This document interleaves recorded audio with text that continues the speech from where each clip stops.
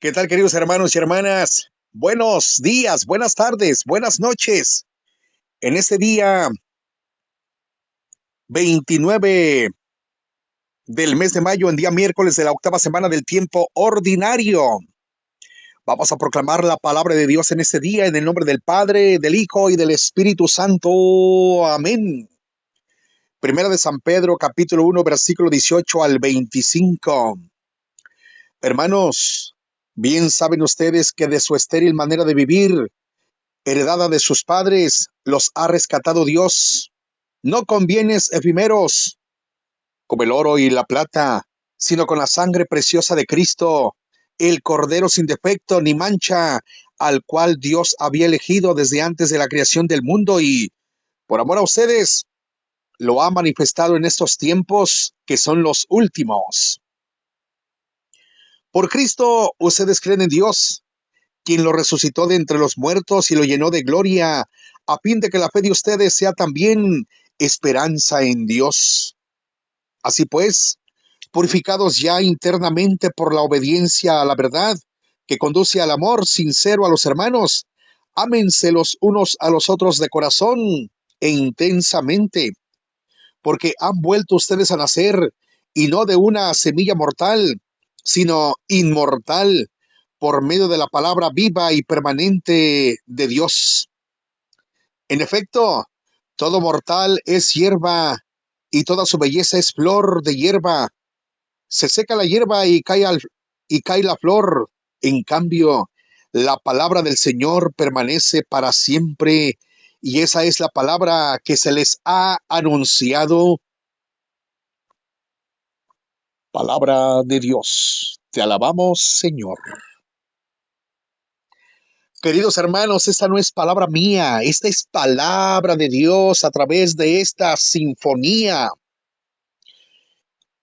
Gracias a usted que le gusta escuchar la palabra de Dios por medio de este conducto. No hay nada más maravilloso que buscar siempre de Dios en todo momento. El que ama a Dios lo busca hasta abajo de las piedras, pero lo busca. Alabanzas al Señor del Salmo 147. Demos gloria al Señor. Glorifica al Señor, Jerusalén. A Dios ríndele honores, Israel. Él refuerza el cerrojo de tus puertas y bendice a tus hijos en tu casa. Él mantiene la paz en tus fronteras. Con su trigo mejor sacia tu hambre. Él envía a la tierra su mensaje y su palabra corre velozmente. Le muestra a Jacob pensamiento, sus normas y designios a Israel. No ha hecho nada igual con ningún pueblo, ni le ha confiado a otros sus proyectos. Demos gloria al Señor, alabanzas al Dios de la vida. Cantemos a su nombre, salmodiémosle, exaltémosle, glorifiquémosle. Aleluya. En la aclamación antes del Santo Evangelio, según San Marcos 10:45, aleluya, aleluya. Jesucristo vino a servir y a dar su vida por la salvación de todos. Aleluya, aleluya. En la proclamación del Santo Evangelio según San Marcos capítulo 10, versículos 32 al 45, en el nombre del Padre, del Hijo y del Espíritu Santo. Amén. En aquel tiempo, Jesús y sus discípulos iban camino de Jerusalén, y Jesús se les iba adelantando. Los discípulos estaban sorprendidos y la gente que lo seguía tenía miedo. Él se llevó aparte otra vez a los 12 y se puso a decirles lo que le iba a suceder. Ya ven que nos estamos dirigiendo a Jerusalén, y el Hijo del Hombre va a ser entregado a los sumos sacerdotes y a los escribas. Van a condenarlo a muerte y a entregarlo a los paganos. Se van a burlar de él, van a escupirlo, a azotarlo y a matarlo, pero al tercer día resucitará. Entonces se acercaron a Jesús Santiago y Juan, los hijos de Zebedeo, y le dijeron: Maestro, queremos que nos concedas lo que vamos a pedirte. Él les dijo: ¿qué es lo que desean? Le respondieron: concede que nos sentemos uno a tu derecha y otro a tu izquierda cuando estés en tu gloria. Jesús les replicó: no saben lo que piden. ¿Podrán pasar la prueba que voy a pasar y recibir el bautismo con que seré bautizado? Ellos le respondieron: sí podemos. Y Jesús les dijo: ciertamente pasarán la prueba que yo voy a pasar y recibirán el bautismo con que yo seré bautizado, pero eso de sentarse a mi derecha o a mi izquierda no me toca a mí concederlo. Eso es para quienes está reservado. Cuando los otros 10 apóstoles oyeron esto, se indignaron contra Santiago y Juan.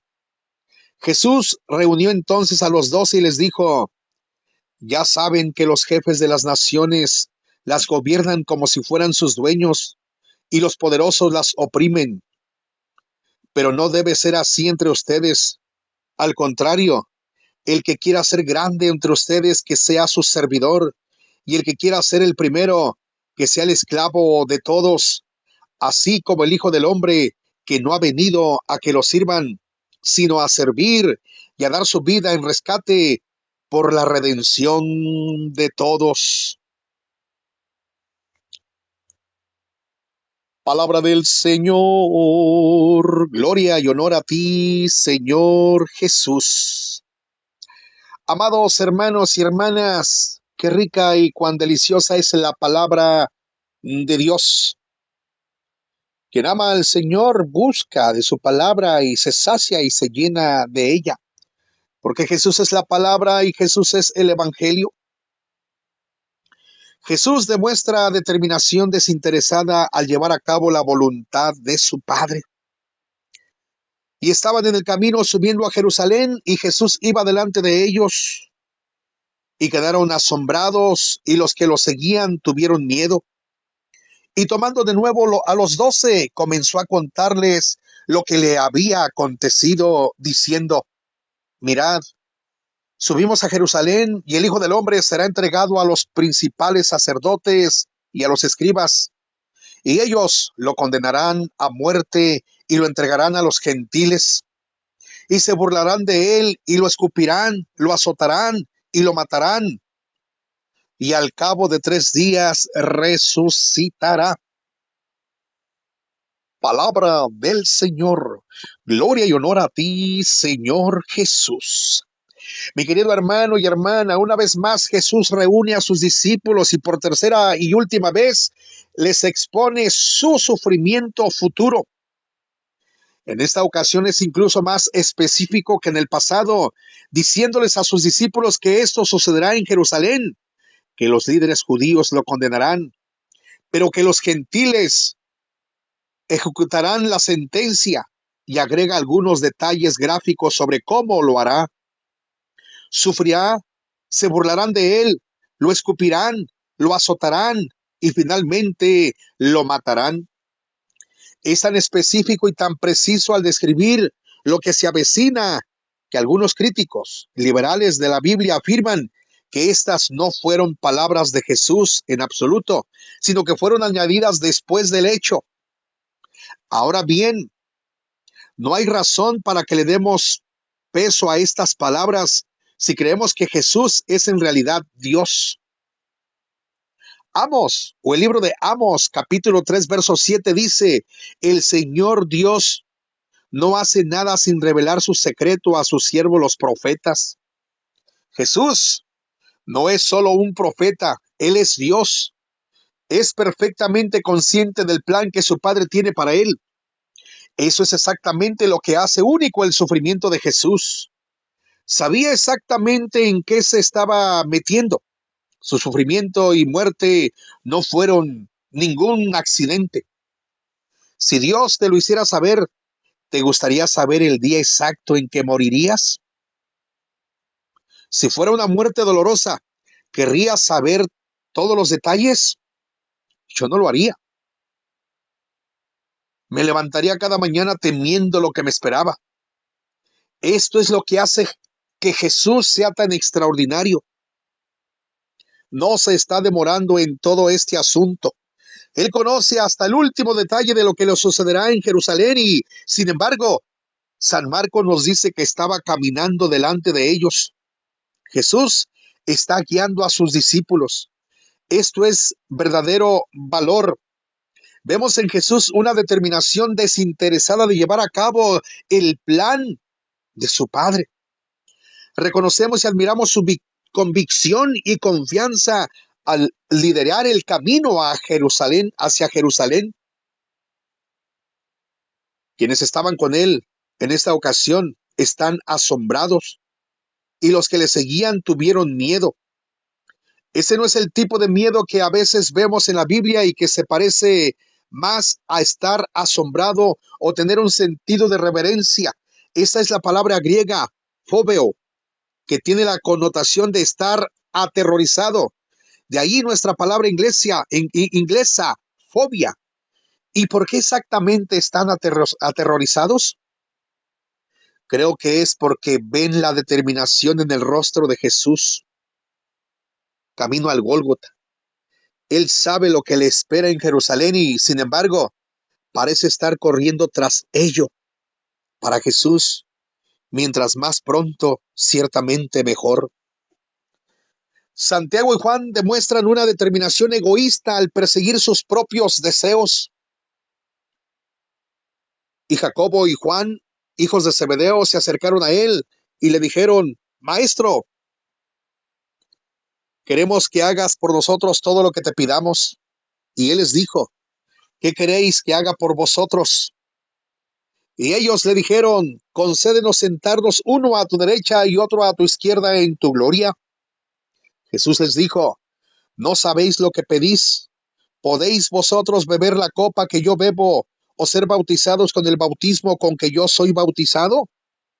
Y ellos le dijeron: podemos. Y Jesús les dijo: la copa que yo bebo, vosotros beberéis, y con el bautismo con que yo soy bautizado, seréis bautizados. Pero eso de sentarse a mi derecha o a mi izquierda no me corresponde a mí concederlo, sino es para aquellos para quienes ha sido reservado o preparado. Y cuando los 10 discípulos, los otros 10, oyeron esto, comenzaron a enojarse contra Jacobo y Juan. Palabra del Señor. Amado hermano y hermana, así como vimos confianza y determinación en Jesús, también la vemos en Santiago y Juan, aunque es determinación en una forma diferente. Como recordarás, Santiago y Juan son parte del círculo íntimo de Jesús, formado por ellos y Pedro. Jesús los llama los hijos del trueno. Se acercan con una confianza a Jesús, con una petición, según San Mateo, capítulo 20, versículo 21 al 22. Incluso obligaron a su madre a hacer este llamamiento. Vienen a Jesús como alguien vendría a un genio en una botella o como los niños se acercarían a sus padres. Primero, digamos que sí y luego le daremos nuestra pregunta.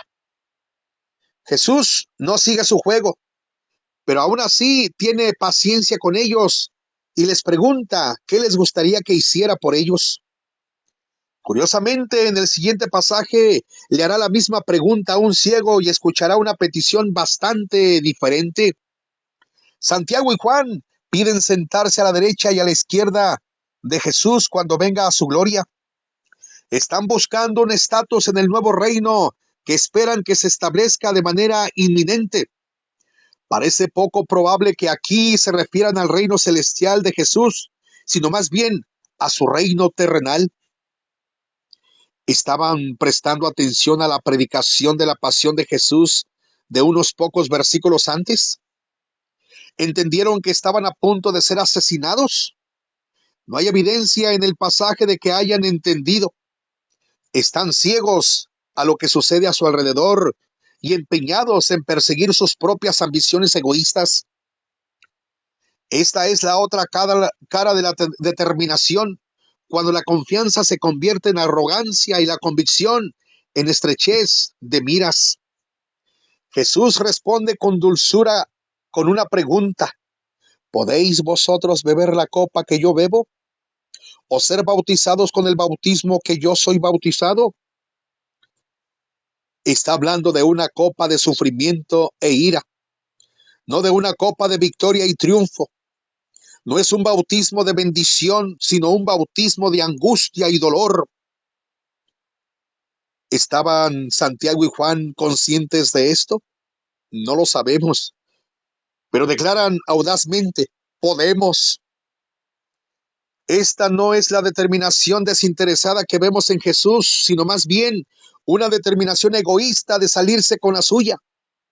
Lo que no sabían era que ciertamente beberían la copa que bebe Jesús y serían bautizados con su bautismo. Obvio, más adelante, cuando Jesús los envía a predicar, Santiago llegaría a ser el primero de los apóstoles en ser martirizado. Hechos capítulo 12, versículo 2. Y Juan sería exiliado en su vejez a la isla de Patmos. Apocalipsis 1:9. Pero Jesús deja claro que sentarse a su derecha e izquierda no es algo que él debe determinar. Jesús viene a su gloria a través de la cruz. Y un poco más adelante en el Evangelio de San Marcos se nos dice que eran dos ladrones a su derecha y uno a su izquierda. En San Marcos 15:27, los que estaban junto a Jesús en ese momento no eran Santiago y Juan. Al descubrir el pedido de Santiago y Juan, los otros 10 discípulos se enojaron con ellos. Podemos aprender mucho sobre una persona por lo que la indigna. Recuerde que en el último pasaje Jesús se indignó porque sus discípulos impedían que le trajeran niños.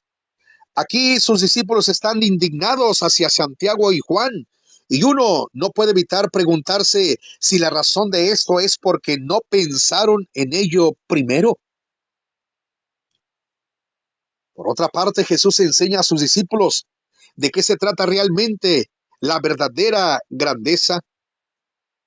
Y Jesús los llamó y les dijo, vosotros sabéis que los que son considerados gobernantes de los gentiles se enseñorean de ellos y sus grandes ejercen autoridad sobre ellos. Pero no será así entre vosotros, pero el que quiera ser grande entre vosotros deberá ser vuestro servidor, y el que entre vosotros quiera ser el primero deberá ser esclavo de todos. Porque ni siquiera el Hijo del Hombre vino para ser servido, sino para servir y para dar su vida en rescate por muchos. Palabra del Señor. Jesús aprovecha esta ocasión para enseñar a sus discípulos de qué se trata realmente la verdadera grandeza. La determinación se corrompe fácilmente en el corazón de los hombres. Jesús cita a los gobernantes de los gentiles como un ejemplo a evitar. Dominan su estatus y autoridad sobre los demás. No nos sorprende que Jesús los use como ejemplo. No nos resultaría difícil citar algunos ejemplos contemporáneos de quienes se exaltan a costa de los demás. Podríamos pensar en algunas figuras dentro del mundo del deporte o de la policía o de la política, incluso en los niveles más altos. Sin embargo, no esperábamos encontrar cosas así entre los de la iglesia, peleándose por el hueso, peleándose por el puesto, como Santiago y Juan. Ellos estaban entre los pilares de la fe, a quienes el Espíritu Santo usaría de manera poderosa, y sin embargo, aquí están buscando la grandeza humana, personal. Tal vez no empecemos con este objetivo en mente, pero ¿qué tan rápido terminaríamos ahí? La verdadera grandeza se encuentra en la determinación de morir a uno mismo y servir a los demás. Amado hermano y hermana, Jesús nos llama en este pasaje a no exaltarnos a nosotros mismos, sino a morir a nosotros mismos más bien. No buscamos nuestra propia gloria, sino la suya. Para hacer esto debemos, como dice el apóstol Pablo en Gálatas 5:24, crucificar la carne con sus pasiones y deseos. Debemos decir no a nuestros deseos egoístas.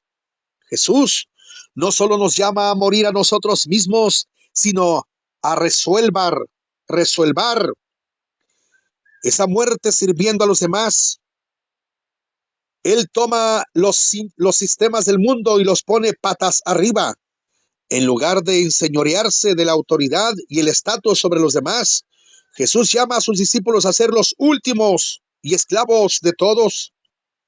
No usamos el poder que tenemos para doblegar al mundo a nuestra voluntad, sino que usamos nuestro poder y estatus para sumisionar a los demás y servirles. Jesús es nuestro gran modelo y nuestro medio para la verdadera grandeza. Incluso, mi querido hermano y hermana, a los críticos más severos de la Biblia les resultaría difícil argumentar que Jesús no fue una de las personas más grandes que jamás haya existido.